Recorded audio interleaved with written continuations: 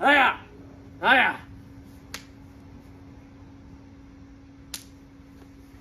Hiya!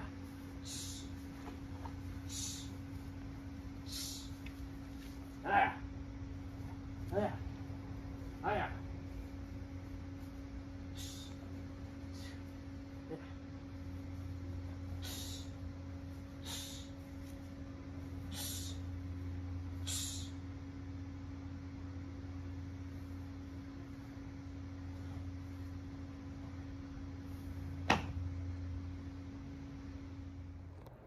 Hey guys, Movie Fan 2002 here, and I'm here today to review the latest film in the Marvel Cinematic Universe, Shang-Chi and the Legend of the Ten Rings. So Shang-Chi and the Legend of the Ten Rings focus on our title character, Shang-Chi, and his friend Katie, played by Awkwafina, where they have to go on this mission to stop his father, the Mandarin, the real one, not the fake one from Iron Man 3, in order to have to stop him anyways, before he caused massive destruction to the world, believing that he can bring his mother back. Now, to be fair, I wasn't really sure what to expect about Shang-Chi before I even saw this film. I never really heard much about him. All I know was he was like a Marvel comic character, so they were obviously going to make it about it. But I was still curious to see the film anyways, and I was hoping it would still be something good. Plus, it's another MCU film. Besides, Marvel has been bringing out a lot of stuff this year so far.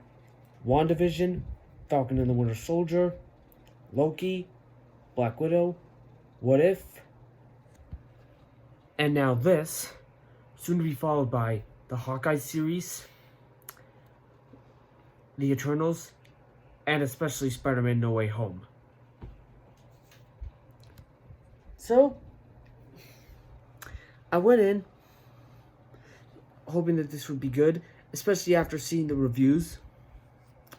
So, what did I think of the movie? Honestly, by my surprise, it actually turned out to be pretty great. I wasn't really expecting that much going into it, but it definitely did work out. So, what did I like about the film?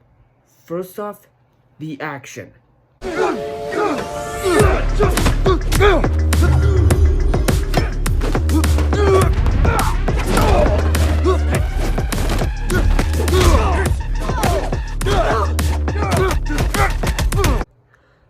Now, as someone who takes martial arts and enjoys the Kung Fu Panda films and Avatar The Last Airbender, the action is just fantastic.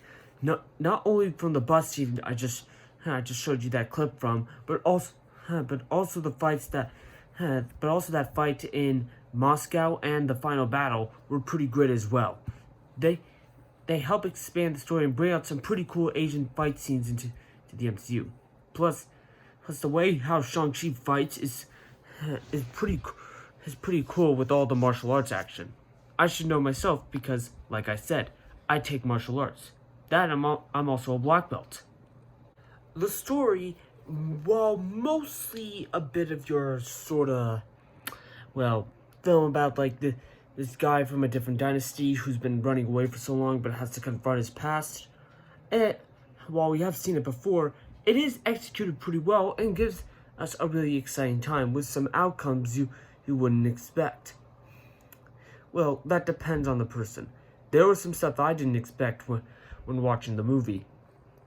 Plus, it is nice just to see something a lot more unique from Marvel for once. Okay, maybe not for once, because they have been making some more unique decisions with their films. Can't wait to see how they nail this with the Eternals and No Way Home. The visuals are spectacular, like with the action, of course. Mainly in the place of Talo. Talo is actually a really unique village with some CGI creatures, especially those Chinese lions, and how the costumes of how the people live there. It's a beautiful village, and it reminds me a little bit more like Wakanda for some reason. Oh well, even its mythos goes into it pretty well. Another great aspect I liked about it is actually the villain, the Mandarin. You see, with the way he was portrayed here and how sympathetic he is, he actually makes for a really great MCU villain. Maybe not as great as like Loki, Killmonger, and especially Thanos, but he is a really engaging villain, and I actually could understand his pain and suffering a bit throughout the feature. Besides, we all have a time when we lost a loved one. I would explain of how Shang-Chi's mother died without going to spoiler territory. And so because I'm talking about the Mandarin, the characters are pretty fantastic. Shang-Chi is actually a really great protagonist, and I think he would be a welcoming addition to the Avengers, as he does have some great martial arts skills, and he does know what to do what's right. His sister, Su Ling, I think that's her name. I don't really pronounce Asian names that well. Is also great. She might possibly be my favorite character in the film simply because of her badassery. I think that's a word. She also how she was portrayed. Plus the fact that she also goes through a bit of a heartbreaking backstory that when as a teenager, Shang said to her young sister that she would return in a few days, but it turned from like a few days to 6 years when she decided to start her own dynasty, and a legal fighting club for that matter, which was how Wong got into the movie, by the way. But now, of course, I know what you're all thinking. What about Awkwafina? How is she in this film? More specifically, which film do I actually prefer her more in? This or Raya and the Last Dragon? Well, I kind of say both. And so just to make sure what I mean, I'll just show you a clip of her being funny just for each film. Is that supposed to make me feel better? If you lost a puppy and I said, well, we still have a big chunk of it, would that make you feel better? Shang-Chi. Shang-Chi. Shang-Chi. Shang. Shang. Shang. Shang. S-H-A-N-G. Shang. Shang? Yeah. You changed your name from Shang to Sean? Yeah, I don't... I wonder Yeah. how your father found Okay, you. I was 15 years old, all right? What is your name change logic? You going into hiding and your name is Michael, you want to change it to Michael. That's not what happened. It's like, hi, my name's Gina. I'm gonna go into hiding. My new name's Gina. Yeah, okay. Oh, yeah, you can hear. Oh, that's funny. Speaking of which, sorry. Okay. The humor is pretty hilarious, and Awkwafina isn't the only one who actually gets some pretty funny lines here. Guess who also makes a return? The fake Mandarin, whose name is Trevor. Yeah, I think that's his name. Let me know if I'm right. Anyways, he's actually great in the movie too. He also gets some really funny bits. Calm down, mate. Performance. Now get down here, play along. And the last thing I'll give this movie is that the movie definitely does have an emotional core. It really definitely just carries the film from start to finish. You really feel the relationship with the characters and how they're going throughout this journey. Honestly, I wasn't expecting this movie to be really emotional, but I'm glad it did. So to conclude all off, Shang-Chi and the Legend of the Ten Rings is a spectacular addition to the Marvel Cinematic Universe, and makes me believe that Phase 4 is going to be as great as the first three phases. Sure, I technically did that, already believed that with the series, but now I can finally believe that with the movies. And this is what I believe what Black Widow was trying to be.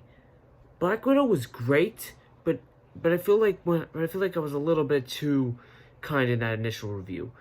Don't get me wrong though, I still love it, but I feel like I was still adjusting my thoughts on the movie before I got what I actually thought about the film. This, I took my time, and I knew exactly what to give it. And that's why I really enjoyed it. Shang-Chi and the Legend of the Ten Rings gets a 10 out of 10. I definitely welcome this into the Marvel Universe. Well, that's all for... Who are you? Voice inside people's heads will tell them that they forgot to talk about what element of the movie that they forgot to talk about. You know, the mid-credit scene. Oh, right. Thank you, guy. Oh, wait, he's gone? Oh. Anyways, I probably should mention about that anyway. This part contains spoilers for those who haven't seen the film yet. So I'm gonna count to 10 for those who should leave who haven't seen it. Okay. 1, 2, 3, 4, 5, 6, 7, 8, 9, 10. You ready? Bruce Banner is no longer Professor Hulk. Yeah, in the mid-credit scene, Wong takes Shang and Katie to his sanctum, and we see Captain Marvel and Bruce Banner on holograms. And turns out Bruce Banner is no longer the Professor Hulk for some reason, which kind of shocks me. But to be fair, I feel like the She-Hulk series is going to answer the questions. Then also Captain Marvel has unlocked her funny bone, but that's not really as important as that. So anyways, thank you all for watching. Join me for my next video, which will be coming soon. And until then, peace.